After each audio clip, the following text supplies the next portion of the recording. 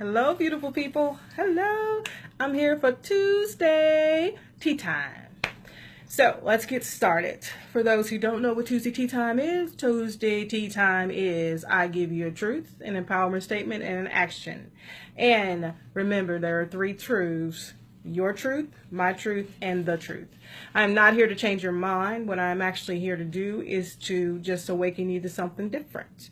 You can take the information, do what you want with it, but hopefully you'll just think about it and maybe there's something that you can change in your life.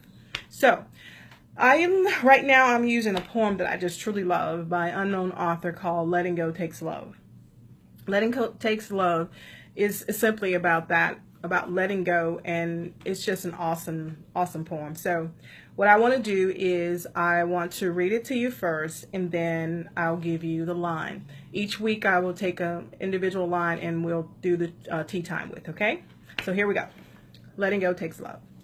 To let go does not mean to stop caring.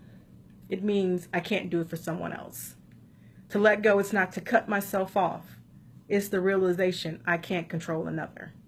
To let go is not to enable, but to allow learning from natural consequences. To let go is to admit powerlessness, which means the outcome is not in my hands. To let go is not to try to change or blame another. It's to make the most of myself. To let go is not to care for, but to care about. To let go is not to fix, but to be supportive. To let go is not to judge, but to allow another to be a human being. To let go is not to be in the middle arranging all the outcomes, but allow others to affect their destiny. To let go is not to be protective. It's permit another to face reality. To let go is not to deny, but to accept. To let go is not to nag, scold, or argue, but instead to search out my own shortcomings and correct them. To let go is not to adjust everything to my desires, but to take each day as it comes and cherish myself in it. To let go is not to criticize or regulate anybody, but to try to become what I dream I can be. To let go is not to regret the past, but to grow and live for the future. To let go is to fear less and love more, and to let go and to let God is to find peace. Remember, the time to love is short. So, beautiful people, let's get started. We're going to go with the third line today. And it is, to let go is not to enable, but to allow learning from natural consequences. And I think sometimes we don't understand, especially parents, how much we are enabling our children or even our spouse or anybody very close to us. I think sometimes what happens is we don't want them to experience the pain that we have experienced, so we'll do whatever we can to avoid that. But as I tell parents when I coach them, what you're doing is you're in God's business. Because I'm going to put my paper down here. Because God needs them to hit it. See, they got to hit it. See, when you hit it, that's when you feel the pain and disappointment. And that's part of being a human. You can't avoid it. But when you come from spirit, when you're able to come from spirit, you understand it's just part of the journey. And you're able to keep moving on. And see, when they're hitting it, what happened is the first thing is, you're able to have empathy for others. Very important. The second thing is you realize that there's something either bigger than yourself or something higher than yourself. And with that, you can have, if you're religious, you know it's God, and you have a source to go to. And when I ask parents, are your children worshiping you, or are they worshiping God? And that's something that you really need to think about when you're taking this role to enable someone.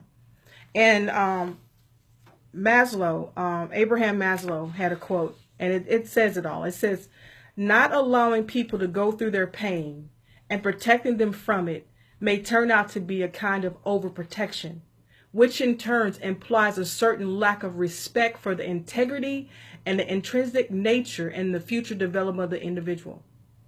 That's powerful, because what you've done is you've taken away their choice. When we enable people and we don't let them deal with the natural consequences of whatever happens, you have taken away their choice to choose.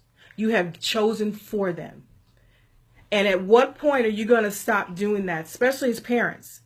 They have to feel it. You have to feel that bottom, because that's the only way we have empathy for each other. When you can see yourself in another, you may not have been through the same struggle, but you understand the pain. And we're going to always have pain and disappointment. So all this hovering and all this enabling, what you're doing is you're taking away who they need to become when you can't let it go and let it be what it needs to be. So the action is, could you just look at some part of your life where you feel like, oh my goodness, I can't let them go through this. I can't let them feel this. I don't want them to go through what I went through. The truth of the matter is they're not going to actually go through what you went through, but they're going to go through some pain either way. If you don't allow them to go through it this time, they're still going to go through some pain. It's just the way life is. But if you can give them the foundation, or anybody the foundation, even yourself the foundation, to understand that this is just part of it. And based on my choices, there will be natural consequences. And I like to say God's going to always give me grace. But the only thing I really have control over is my mindset. And that comes from coming from spirit, understanding it's just part of it. So, tea time. The truth is this. To let go is not to enable, but allows learning from natural consequences. The empowerment statement is allowing learning from natural consequences. Let them go through what they need to based on the choices they made, because there's going to be a point where you won't be there to save them.